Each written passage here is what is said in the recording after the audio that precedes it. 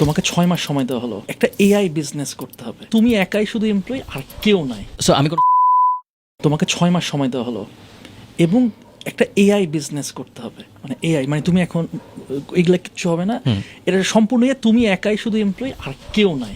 Best আমি একা যদি হইতে পারতাম একটা কোম্পানিতে যা আই থিঙ্ক যে তুমি যে জিনিসটা বলছিলে না তখন যে স্যাম অল্টম্যান সাহেব বলছে যে একজন 1 বিলিয়ন, ওরকম কিছু একটা 1 বিলিয়ন লাগবে না, বাট একজন কয়েক মিলিয়ন পারফেক্ট ড্রিম। কেমনে করবা জানি না, বাট ড্রিম এরকম যদি করা সম্ভব হয়।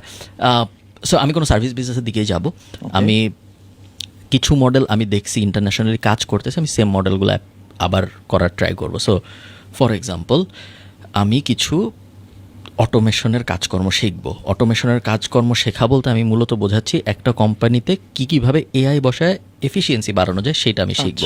সো এফিসিয়েন্সি বাড়ানোর বাংলা হইল গিয়ে একটু আগে আমরা যেটা বলছি ওইটাই, যে ওই কোম্পানি একটা কাজ এখন করে আমি ওটা আরও কম সময়ে করার উপায় বের করব অথবা কম খরচে করার উপায় বের করব। সো এরকম হাজার হাজার জিনিস আছে। আমি ধরো মোটা দাগে যদি চিন্তা করি যে একটা কোম্পানির এক্সাম্পল দাও। Agency, marketing agency. Okay, so একটা মার্কেটিং, অন্য কিছু বলতা? না হ্যাঁ, আমি একটা রিয়েল কেস একটা জনকে চিনি, তো ওটা বলতে একটা ক্লায়েন্টের একটা ইয়াদ দিবে, দেবে বলে যে এটা ফার্মের কাছ থেকে ফ্রি পাই যায়। হ্যাঁ, বলতে পারো, কোনো সমস্যা নেই। না মনে করো একটা কোম্পানি, সে হচ্ছে ইন্স্যুরেন্স বিক্রি করে, আমার ক্লায়েন্ট না। হ্যাঁ ঠিক আছে, সো একটা কোম্পানি সে ইন্স্যুরেন্স বিক্রি করে। সো আমি এখন চিন্তা করতাম যে এই কোম্পানির এফিসিয়েন্সি বাড়ানোর সুযোগ কোন কোন জায়গায়। তো একটা জায়গা হলো ইন্স্যুরেন্সের, সো ইন্স্যুরেন্সের অনেক ধরনের বিষয় হতে পারে। আমি কয়েকটা বড় বড় প্রবলেম বলি তোমাদের, যে ইন্স্যুরেন্সের রিনিউয়াল রেট একটা বড় ব্যাপার, যে মানুষ পরের বছর টাকা দিচ্ছে নাকি রিনিউ করার জন্য, এটা একটা প্রবলেম হতে পারে। যে প্রবলেমের পিছনে ওই কোম্পানি অনেক সময় ব্যয় করতে রাজি থাকবে, কারণ রিনিউয়াল ইম্পর্ট্যান্ট একটা জিনিস ওদের জন্য। আরেকটা জিনিস হতে পারে যে ক্লেইমের জন্য মানুষ যখন ফোন দেয় তখন সেই মানুষের ক্লেইমটা সুন্দর মতো বুঝে তারপরে তার ওই ক্লেইমটা দেওয়া উচিত নাকি উচিত না এটা নিশ্চিত করা। আরও বেসিক লেভেলে আমি আসতে পারি, শুরুর দিকে যখন মানুষ ওই ইন্স্যুরেন্সটা কেনার ডিসিশনটা নিতে যায় তখন সে যেই কোয়েশ্চেনগুলোর মুখোমুখি হয়, এই কোয়েশ্চেনগুলোর অ্যান্সারে কোনোভাবে এআই বসানো সম্ভব নাকি।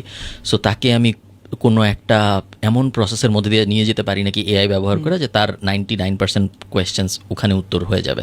সো আমি আগে প্রসেস আইডেন্টিফাই, বা এমনও হইতে পারে যে ওই ইন্স্যুরেন্স কোম্পানির আমি দেখলাম যে হ্যাঁ ওরা এই কল সেন্টার ইউজ করতেছে একটা ইন্স্যুরেন্স কোম্পানির জন্য, ওদের কত কল আসে, তারপর আমি দেখলাম যে হ্যাঁ ওদের 300 কল আসে মাসে, বা এই 300 কলের মধ্যে হাফ যদি আমি রিপ্লেস করতে পারি তাহলে হাফ কল এই ব্যাপারে আসে, ওকে তাহলে তো এটারে যদি আমি এইভাবে মডেলটা সাজাই যে এই নলেজটুকুকে দিব, তাইলেও হাফ কল মোটামুটি নিয়ে নিতে পারতেছে। বা এমনও হইতে পারে যে ওই ইন্স্যুরেন্স কোম্পানির একটা ইমেল অ্যাড্রেস আছে support@insurance.com, আমি চাই ওখানে যখনই একটা ইমেল আসবে সাথে সাথে 10 সেকেন্ডের মধ্যে আমি ওনার একটা রিপ্লাই দিব যে আপনার এই জিনিস আমি এই করতেছি, যেটা ধরো টিকিটে করে, ধরো জেনডেস্ক দিয়ে সে এখন করতেছে ওরকম। সো প্রবলেম বুঝলাম, প্রবলেম বুঝার পরে আমি এই প্রত্যেকটা প্রবলেমের জন্য প্রবাবল সলিউশন বানাবো, যে এটা এই প্রবলেমের জন্য আমি এই করবো তাহলে এই হবে, এই প্রবলেমের জন্য এই করলে ওনার 50% এই জায়গায় বাঁচবে। সব কটা সলিউশন আমি বানাইলাম।